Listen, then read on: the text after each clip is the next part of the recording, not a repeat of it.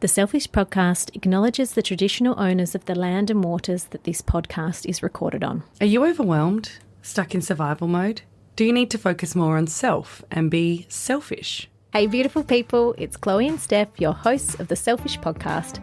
Join us on our introspective journey as we explore alternative healing treatments. We're on a mission to soothe our mind, body and soul. What really works? How can we get it together? And what do we need to thrive? Through deep conversations and personal experiences, we tackle everything from face mapping to breathwork and more. It's time to prioritise yourself and your well-being. Subscribe now and get ready to put yourself first with the Selfish Podcast. Hey beautiful people, welcome back to the Selfish Podcast with Chloe and Steph. Steph, what's been going on? Well, it's getting closer and closer to September. September? So, I don't know, but like the last few months, I've just, in my mind, I've been having a lot of stuff, at home with Huey and I that we've been working through. And I feel like I've just been looking forward to September. Mm-hmm. And September, everything feels like it's going to be better. So, Great. I suppose since May, I've really been fixated on September, thinking just need to get to September. And I feel like we're almost there. And I feel like a cloud is sort of lifting over us. And I feel like come September, it's just going to be, Is it because it's spring? potentially. Do you know why? No, September? No. It's just was in my head sort of thinking, okay, just get to September. Okay. And So the psychic hasn't said anything about September? No. There's no reason? no, this Number is like 9? this is like my inner intuition talking to September. Great. So I feel like it is a great month. it is a beautiful month and spring and Got heaps of birthdays in September. oh, do you? Mm. Yeah. Are you looking forward to September? Actually, yeah. Yeah. For no real reason though, like you. Well, mine's Like not a real. counting Well, mine's down. not like a real reason. Like mine's just intuitively. But every week you say, we're kidding.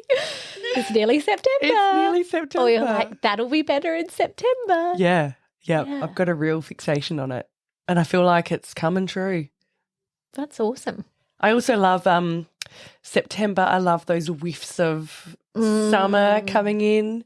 When you sort of put your window down, if you're in the Southern Hemisphere as we are, you put your window down, a good song comes on and you've just got that beautiful like warm air in the morning. I love that too. I love it. The smell of What September. are those flowers? They've got a really beautiful smell. They're little white flowers. Jasmine. Oh, yes. Jasmine, I think, well, I don't know. I don't know if that's a springtime flower. But Unclear. I got whiffs of jasmine when you said that. Yes. Yeah. Lovely. Oh, great. So I'm good. I'm real good. Oh. I'll be even better. Come September.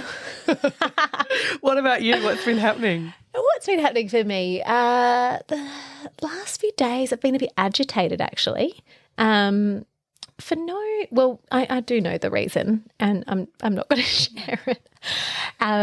But today is a better day. I've got a massage this afternoon. Lovely. Had my hair done yesterday. Yeah, hair's looking great. Thanks.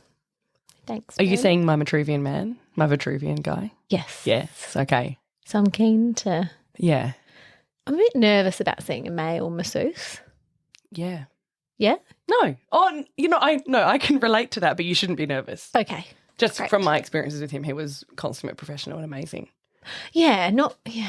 It's odd, isn't it? I've been to a male masseuse before, and it was totally fine. However, my beautiful hairdresser got in my head yesterday about seeing a male. No. I think it's Okay. absolutely. Well, I think listen to your feelings Yeah, I'll be fine. but I think it will be absolutely fine. Yeah. Yeah, I'm looking forward to hearing how that How it is goes. going. And you did an interesting post on our Facebook page the other day around something that you have started implementing to help you with your life. Do you want to share to our broader Yeah, listening group? absolutely. My grandma hack. So I've got this most hideous, so hideous, not great for the environment, all plastic tablet Like container. pill Pill container. organizer? Yeah, pill organizer. Well done. There's a name for it. Yeah, there's a That's name. the name. And it's actually been a game changer for taking my tablets. Because how many tablets would you take per day? I take 4 a day. Okay, morning and night, or 4 morning, 4 night? I think there's one less in the evening. Yeah. But, yeah, it's just actually last week I'm notorious for not taking any. And I actually had 5 out of 7 days last week. That's amazing. So that's pretty great conversion rate. Yeah, no, I need this in my life because I find that if I have breakfast, I'm really good at taking them. But if I don't have breakfast, I'll often, run out the door, take Freddie to childcare, come back, get straight into work, and I just forget them. I think it's where you place it as well. So my placement was very thought out. So I thought I always go to the kettle in the morning and boil the kettle for the boys' Wheat Bix. Yep. And so I've put it right next to that. Okay. So, yeah. And then with coffee and Do you feel a sense of achievement, like taking open the little pill? Yeah, it's a little like lid. You click it and it pops open. I do actually. And it's really nice. It was a nice ritual on a Sunday as well, to set myself up for the week. Get all your pills ready. Yeah, get my pills out. So good. Yeah. And then I take a probiotic drink as well, like a beauty probiotic. Yeah, a scoopy. Liquid. No, it's a liquid. Oh, okay. Yeah, like a shot. I really like. It's like a shot, but you mix it in water. Okay. Yeah. So like 200 mils water. So I get my cup of water with my little shot Lovely. of the probiotic, and then I take my tablets with that. Lovely. And then I found some collagen that I do have. Oh, as excellent. Well. Okay. But I mixed that in and it was like, ugh. Yeah, I think you can mix. So say you can mix collagen in with your coffee if you so wish. Actually, that would be a better one. Yeah, because it's got a slight vanilla kind of flavour. Yeah, okay. And it's also a bit warmer. Maybe the warmer liquid helps it dissolve a bit better. That's great. Yeah. Great. Well, that's a great tip. Yeah. Chloe, I like that. Thank you. So do you sort of have you built into a ritual? So you've got boil the kettle for the boys, take the pills. Do the water, put in my probiotic, take the pills. Away we go. Yeah, I like that. I like that. I've got another little hack too. Okay, tell me. So in the evening time, I've started using the gua sha. Is that the thing, the crystal sort of on your face? Yeah, it's the flat one. Yes. With a couple of different curvy kind of pieces. Yeah. My words are not coming out today. Sorry, guys. And so I use my oil now to put that on, and I do like the 5 strokes of the gua sha, the different points of your face, and to help with lymphatic drainage, I think, help to depuff my face. And I've started putting an affirmation with that. Okay. So apparently it's actually meant to infuse the affirmation even more because you're putting it with an action. So it kind of infuses into your body even more because you're saying it out loud. So I'm looking at myself in the mirror. Yes. I'm doing the gua sha. My latest affirmation is my heart is healing. Oh, so I'm doing the gua sha and saying my heart is healing.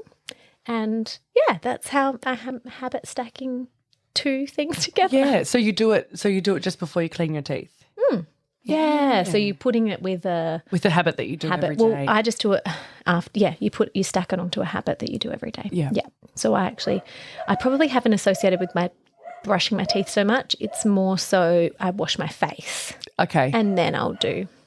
Yes. Yeah, because I find it really challenging to work out how to fit everything in. Oh, so bloody hard. I've been doing more meditation lately, so I'm trying to do a daily meditation. Then I'm trying to do, some face yoga, which hasn't been going well. I'm trying to take my pills. I'm trying to do exercise. I'm trying to do some tapping. Yeah, trying to do some tapping, trying to yoga. Do a face routine. And it's just so many things. Yeah, it can be overwhelming. I think the key is... And I don't know who shared this with me, but I think we kind of have this expectation that everything should be longer than it needs to be, right? So, a morning practice, I feel like for me, I'm talking for myself, but I feel like this may resonate with many of our listeners, is that in my mind I feel like I've got to do like a half an hour meditation and some yoga stretches and journal and all this fucking shit, which is no, it's not fucking shit. It's actually really good. Yeah. But I'm not ready to get up at 4:45 in order to fit this in. No. And so I think it's like... Sorry, there's a third member of our podcast, Fritz, who's barking in the background at the postman. He was giving me love and kisses last week and now he's barking at the postman. It's okay. But I think sometimes it's just like you know what? A couple of minutes of meditation is better than none. Yes. And one stretch is going to be great as well. Yes. You know? Yes. Yes. Just bite-sized pieces. And that's what I've been doing with the meditation. So I think I've mentioned Insight Timer app before. And I'll literally find like under 5 minute meditation. Yeah. And often I find that if I do 1 3-minute one, I might then do another 3-minute one. But it just takes away some of that pressure of it. I must meditate for an hour. No, a 3-minute meditation is actually really good to get the habit started. And it can be very good for your body. And I think the thing is with habits as well, because I read that, I've actually read it twice. Oh, shit, now I've forgotten the name of it. What's that book called? Is that Atomic Habits? Atomic Habits, thank you.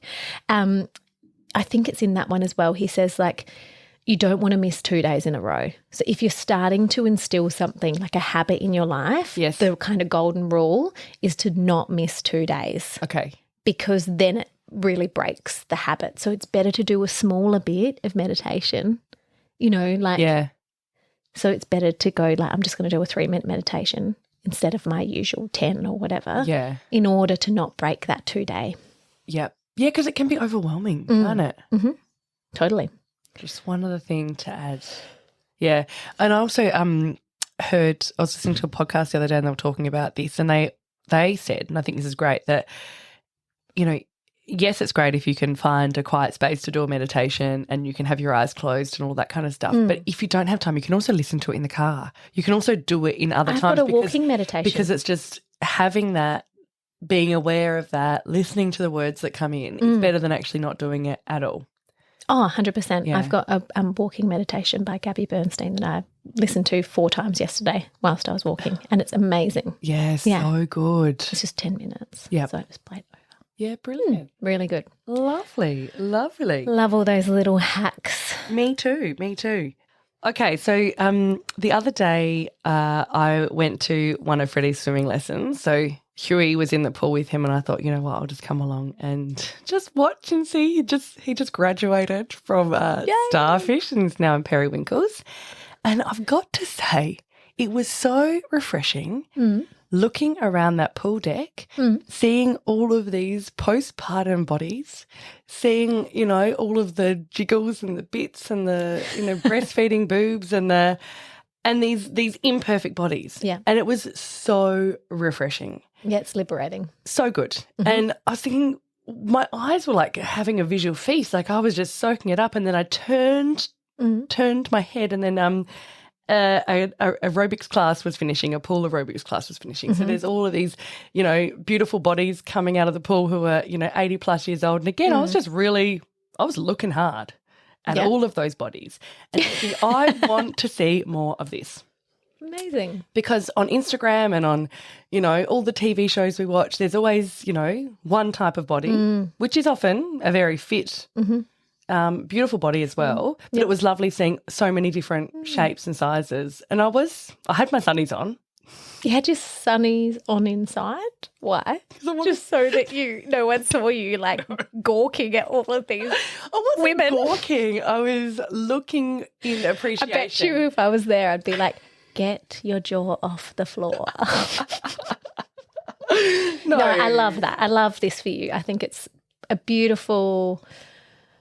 It's beautiful to see, isn't it? And to have that awareness and recognition and bowing down to the wonderful array of bodies, all shapes and sizes, And I mean, so ever since probably gave birth to Arthur, my body's not been where it used to be and how it used to be. And it's been a bit of a journey. I mean, after we lost him, a lot of the joy, the only pleasure we got in our life was eating food. And we had a bunch of beautiful people doing a what's it called? Food service train, food train. Okay. So we had this magic esky out the side of our house. And this was literally from like the day we got home.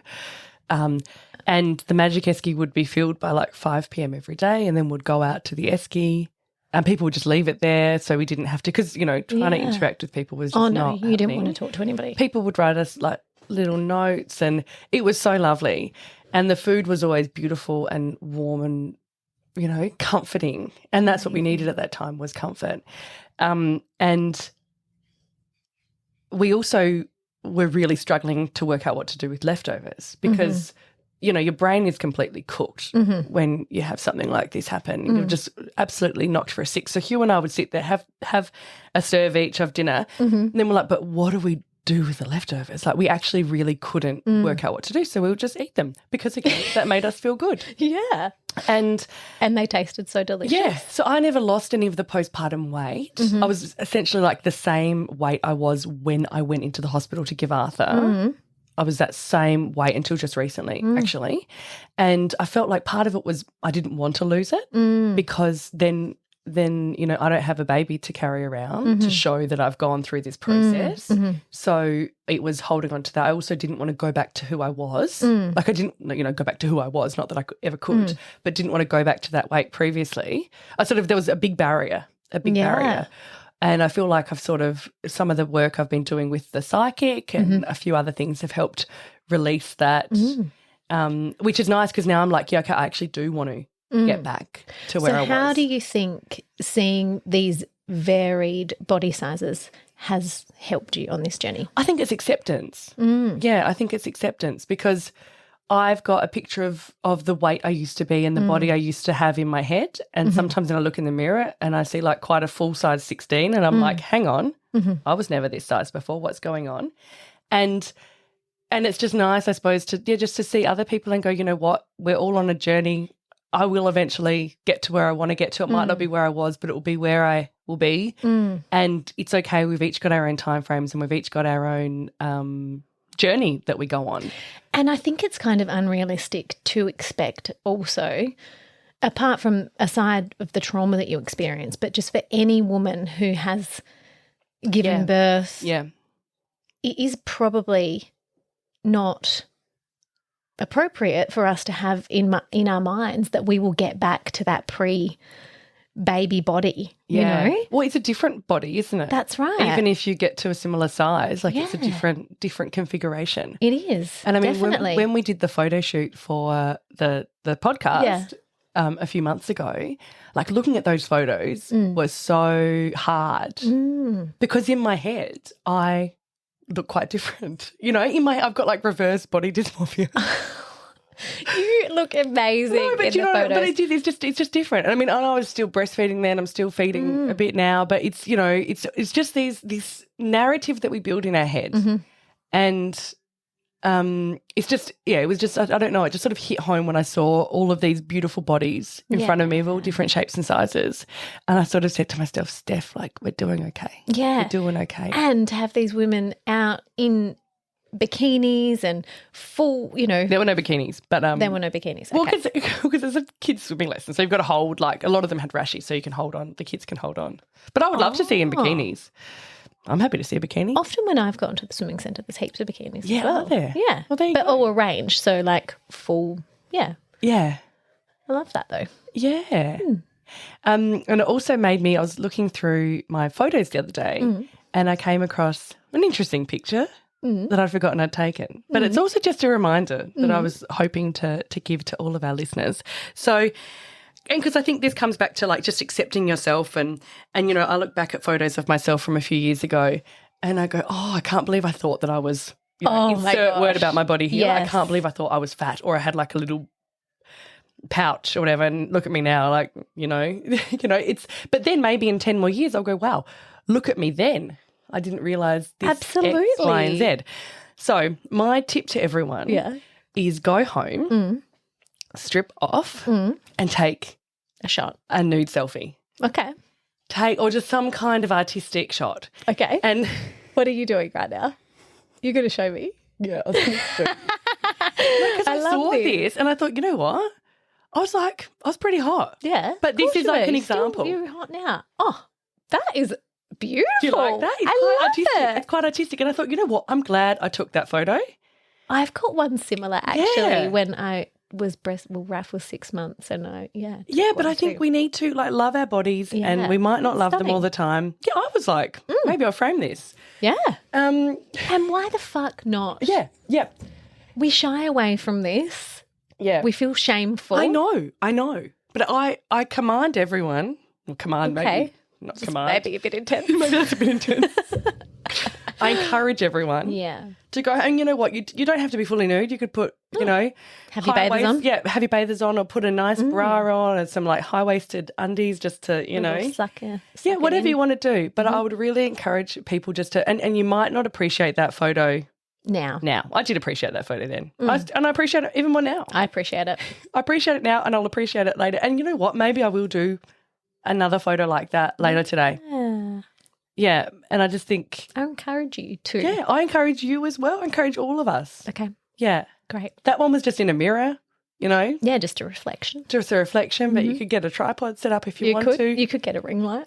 You could go all out. You could do whatever you want to do. But I think, just a few things dropped. It was the photo that I saw, and I was like, oh. And then the swimming centre reflections, and I thought, you know, I love that we're talking about this, because I think that it needs to be spoken about. We need to talk more openly about body image and try and change the trajectory for younger women. You know, as you kind of said, like looking back on your younger self and having all these negative thoughts and words that come up back then that you had in your mind. But then we look back on it and we're like, we look bloody hot. Exactly. So we need that mindset in our younger self. Yeah. And even if, you know, I think it's, just respecting the body and you know, what it's been through with us. And it'll be going through a lot more with us. Absolutely. You know, if we live to the average age, we've got another 50 odd years in this body. So embrace it, respect it, love it. I love that. What do they say? Your body is your temple. Honour your temple. Yeah. My temple likes a lot of sugar, but it's cut down on that sugar intake lately. Well done. But your body's a temple. So update, I've had no alcohol for a week. Oh, well done. How has it felt? Look, it hasn't been too challenging. I went and bought you purchased me these delicious non-alcoholic beers, which I feel like Heaps Normal. Very good friend. Heaps Normal is the brand. I highly recommend.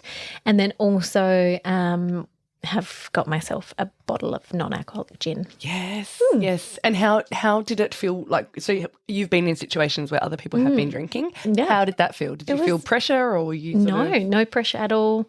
I think I did need to have something in my hand. Yeah. So, you know, but I was prepared for that, and it was great. No comments? No. Yeah. Oh, actually, I think there was like, are you pregnant? Was one of the, you know. Yeah. But no, I'm not pregnant, everybody. It's no one's business if you are. True. But yeah. So, yeah, all was going well. I don't know. Yeah, that's good. Great. Until someone pops a French champagne, I'll probably stay sober for a bit. Yeah, brilliant. Brilliant. Yay. I love that. All right, let me give you an update on Astro. Yeah, let us know what's happening. Okay, so there's a bit going on in the cosmos this week. So we've got Mercury going retrograde as we also transition from Leo into Virgo. And we've also got a few other of the planets that we chatted about last week still in retrograde as well. But Virgo is our thought process, so it's all about practicality, and it's an earth sign, so it's all about grounding. And it's actually quite a lovely one following Leo, which was kind of quite potent and big and bold. September. Yeah. Grounding. Virgo. Yeah. Yes. After like the period of like transmuting during Leo season. So Mercury is at home in the sign of Virgo as it is ruled by Mercury. Virgo is ruled by Mercury. So Mercury is the alchemist. So Mercury retrograde in Virgo is a reality check for our health. So big themes around health and wellness. So how are you feeding your physical vessel, which is so interesting considering we've just spoken about body image. Yes. I love how sometimes things just flow for us. It does, doesn't it? All these synchronicities. Yeah, so where can we be more embodied in our own body? Go to the pool, everyone. Yeah, totally. So the shadow side of Virgo is self-criticism. Inner critic, which is in the shadow, it's quite ruthless, actually. Okay. Yeah, we can be really down on ourselves. Oh, yeah, we can. Yeah, trying to just ground in your body, get out of your head, and stop that negative talk.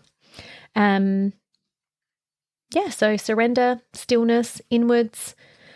That's always encouraged during retrogrades. And this one in particular is getting into nature, meditating and physical exercise. Okay. Everything we've talked about Yeah. earlier today. Bit of journaling too. Yep.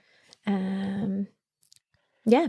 Lovely. The other thing too, which is quite interesting, is to anchor into your lower chakras. So your solar plexus, your sacral and your root. So listen to your body and respond from that space. So the mind will be tricky the next few weeks unless you're still enough.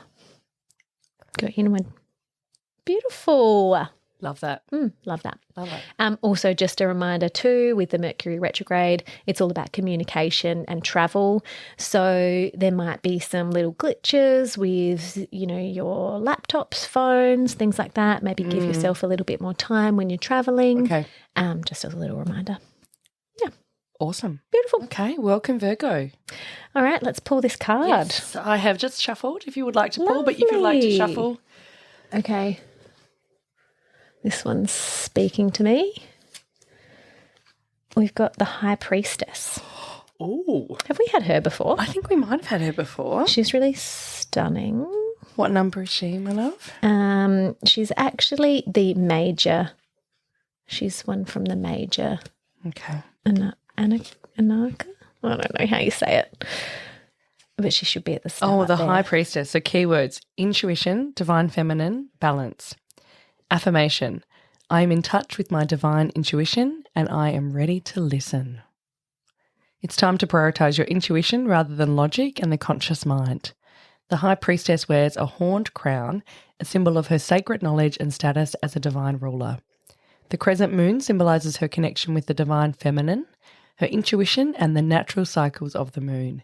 She's the guardian of the subconscious mind, showing you that all the answers you seek come from within. Connect with your higher self through visualization, meditation, and inner work to access the sacred knowledge sitting deep within your soul. She also calls you to connect with your divine feminine side. Beautiful. Lovely. Fits perfectly. Yeah. Gorgeous. That is just beautiful. I feel like this leads in really nicely to what we're going to chat about today as well. Yeah. So, Steph, you experienced something a couple of weeks ago. I did. Which is very interesting to me because I have never done this before. I've never marked my body. So we're going to dive into chatting about all the wonderful things about markings, body markings and tattoos. Yes, we are. Amazing.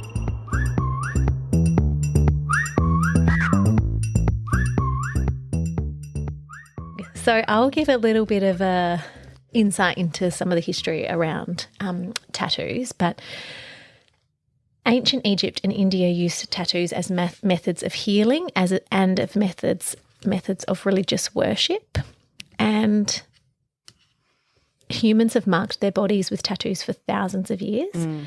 These are permanent designs, sometimes plain, sometimes elaborate, always personal, and have served as a status symbols, declarations of love, signs of religious beliefs, even some forms of punishment, which I don't think that you've done this for punishment.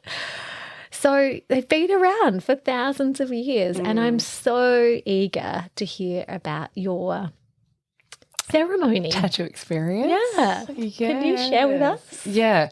So I had never really thought I would get a tattoo, but I knew from a young age if I ever did, it would be, very meaningful, and it would have some real sort of purpose and thought behind it. So I've known that I wanted to get a tattoo for quite a while now. I thought I want something that, connects me. Not that I don't feel connected to Arthur, but just further connects us. I wasn't exactly sure what I wanted. Originally, I thought it would be sort of like a full moon because I went into labour on the full moon. So I knew that I wanted that symbolism in there somewhere.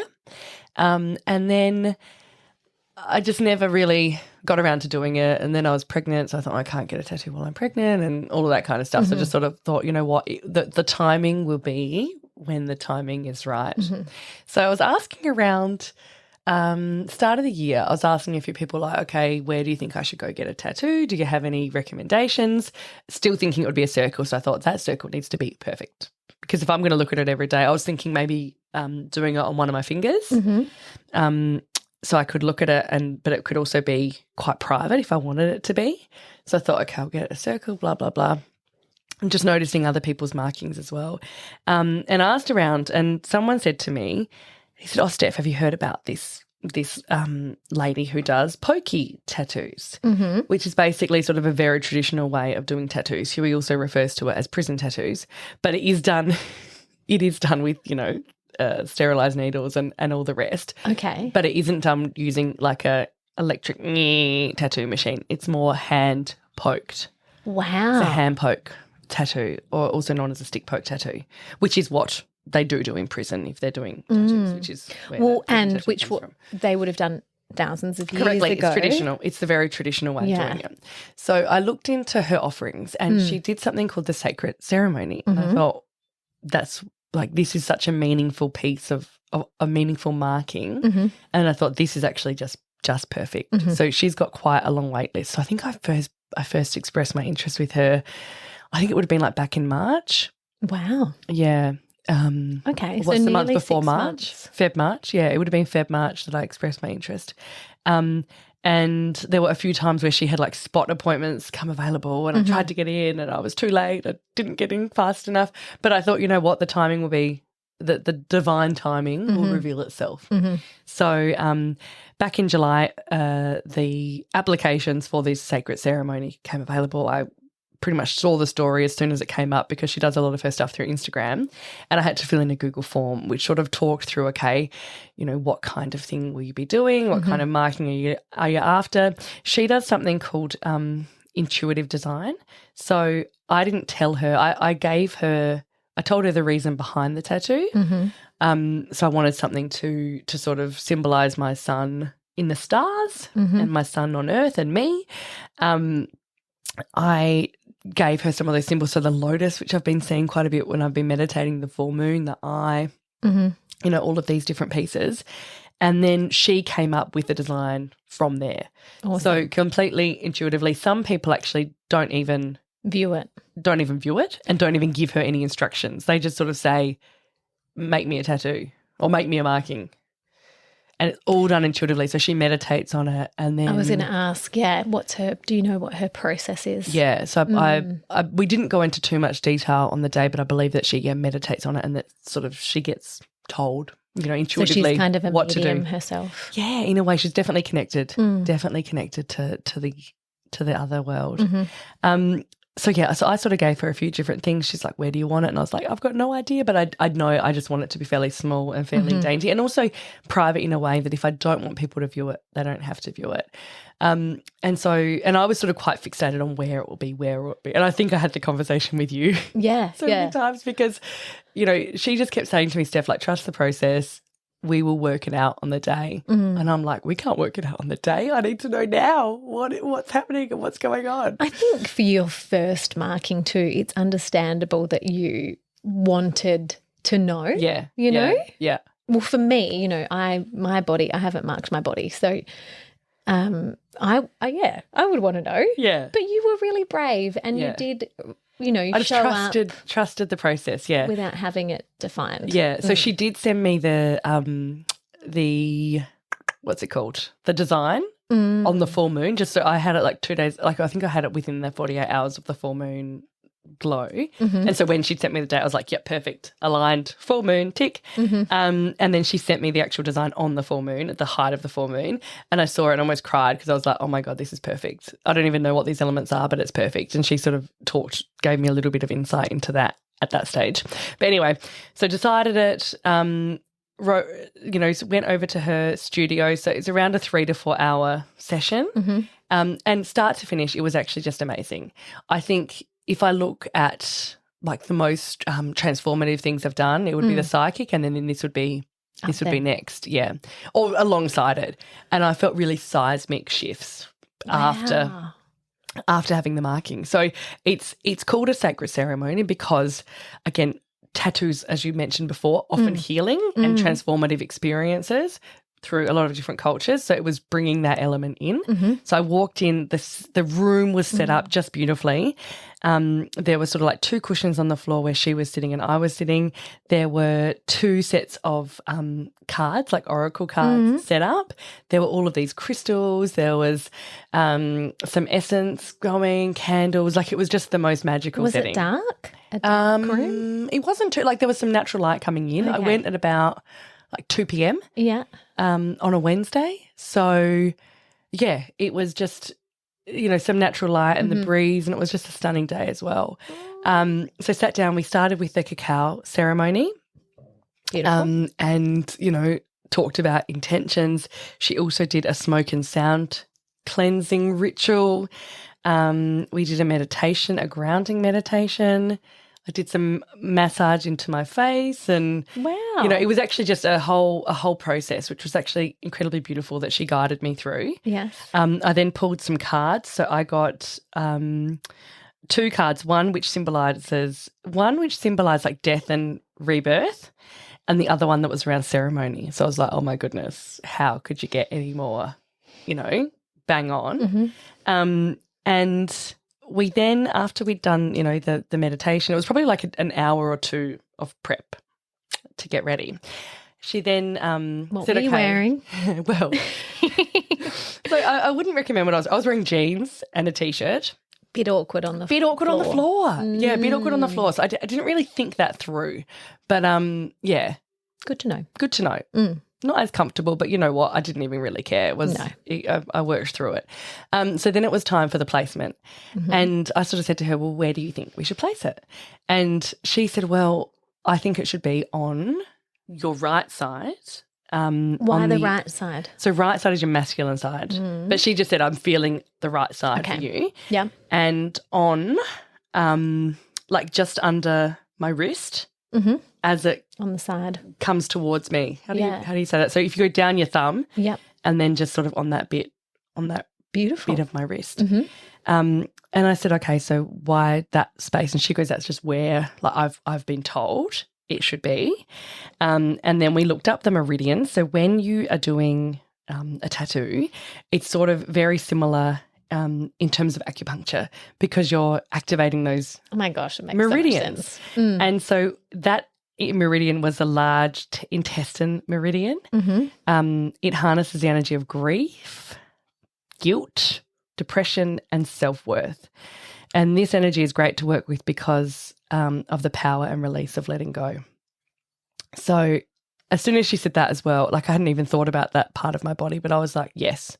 So we did it. She's got this special, paper so you can trace it on and make sure that you're incredibly happy with the position. So we sort of looked at it at all the different angles. It maybe took, 3 or 4 goes to get it perfect. Wow. And then she led me to her table, to her bed, to the area where I lay down. I had a mask over my eyes. She had written a prayer for me.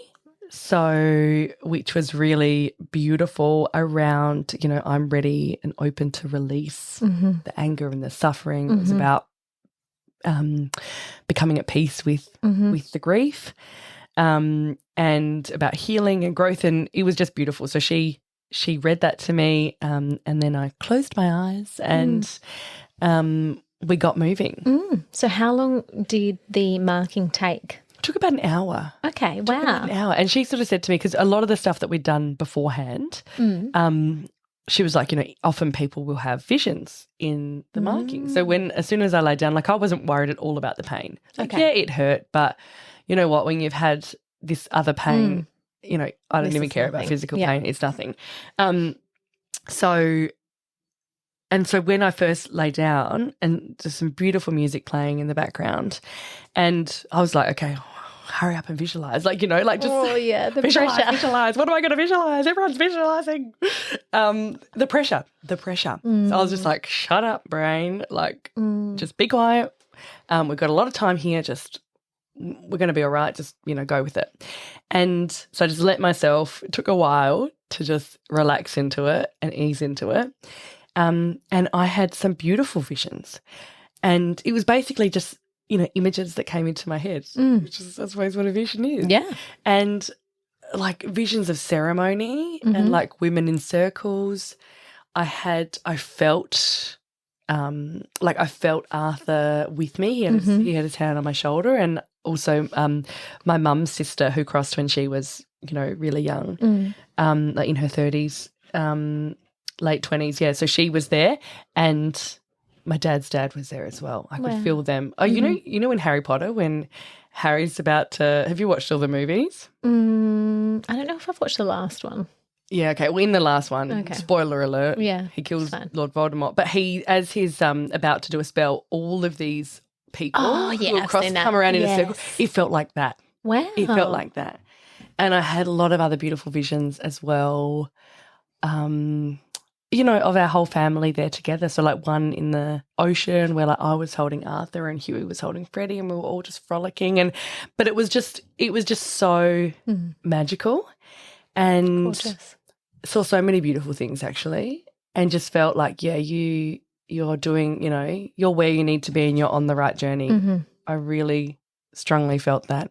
And then, next minute we're done. And I was like, how long were we there for? And we were there for over an hour. Yeah, she was doing the marking for over an hour. And then I looked at it and I like had tears in my eyes. I was like, this is perfect. Yeah. And then we did, another meditation, and then we sort of wrapped up. Beautiful. Hey, Fritzy. Hey, Fritz. Yeah, I could see something moving in the background. No, your eyes were like... Yeah, he's trying to get through. So, no, it was a really, really, really beautiful experience. And she then gave me some Palo Santo, which is sort of the thing, and a stone, because she said, it's going to be really important that you ground yourself over the next few days. And tattoo aftercare is no joke. Yeah, either. right. It's no a big joke. deal. Well, because your skin is open, so it's very prone to infection. Okay. And even now, like I can't have it in the sun or anything like that. Okay. So it's still healing. You can sort of, because it's very fine. You can't really see the scabs, but the lines are a little bit thicker because they're still scabbing over. Yeah, thank you. Thank you. Yeah, absolutely love it. I feel like it was, made to be there, which it wasn't. It's supposed to be there. Oh, absolutely. It looks like it's always been with you. Yeah, yeah. That's how it feels. So, yeah, I do feel like a different woman. I feel like it's opened up different parts of me and let me release things. And this beautiful soul, was just amazing. We did share with each other after the session what we'd seen and who came through, and she had some really beautiful messages for me as well. That's really special. Yeah. Yeah. So in terms of if you're wanting to do something like that, I mean, absolutely, you can hop, skip, and jump down to the nearest tattoo parlor. But this was a way that I thought, for my first tattoo and for such a meaningful marking, yes, which was really it was a process that was really enriched with healing and intention, and ceremony. Beautiful, amazing. Yeah. Was it expensive? I think it was about $300+. That seems very reasonable. Yeah, for the amount of time. I did it over 2 payments, so maybe it was a bit more than that. But yeah, it was absolutely worth every cent. Yeah. I don't know what a normal, tattoo. Yeah, from people, parlor, but from those who are in the know and who have multiple tattoos, they said that's a very good price. Yeah. Yeah, beautiful. Yeah. And I think for everything that you received with that. Yeah, as you said, it was a healing experience. It was very deep and considered. Yeah. And the amount of time that she, by the sounds of it, has taken prior to even imprinting that on you is quite astounding too. So, what a beautiful woman. Yeah, and I think it just, looking back on it, it's just trust that process. Trust that process, and my, type A brain just wants to go, where I said to Huey before, and I was like, do I need to get a pen and just mark different parts of my body so I can work out where I want this tattoo? But it's just, she knew, and that and I knew, because as soon as she put it there, I was like, yes. Yeah. Yes. Beautiful. That is exactly where it needs to be. Love it. So amazing. amazing. Yeah. Thank you for sharing with us. I was very eager to hear Steph's withheld all of this information from me. And in terms of the actual marking as well, so there's a bunch of different symbols, and she wrote down all of them for me in terms of what they all mean, which is just even more meaningful because there's some stuff in there that she couldn't have known. Yet she's put my light symbols for light codes to represent, water sign, which I'm a water sign. Arthur's a water sign, and a few other bits and pieces. So, yeah, as soon as when she was talking through what each part means, I was just like, yep, this is. It's ticking all the boxes. Tick, tick, boom, yeah. Beautiful. Gorgeous. Love it. Thanks. Well, thank you for listening, everybody. And we would love for you to like, share and follow us. Tell a friend. Tell a friend on our little journey. You can join us in our Facebook group, which is The Selfish Podcast with Chloe and Steph. And we look forward to chatting to you next week. We sure do. Are we going to end in just a little meditation or maybe some deep breaths? Sure. Shall we take 3 deep breaths? That sounds good. Okay. So grounding your feet down on the floor or wherever you are, and taking 1 deep breath in through your nose and out through your mouth. Inhaling through your nose, out through your mouth. Final deep inhale and exhale out through your mouth. Wishing you a beautiful day or night. Bye.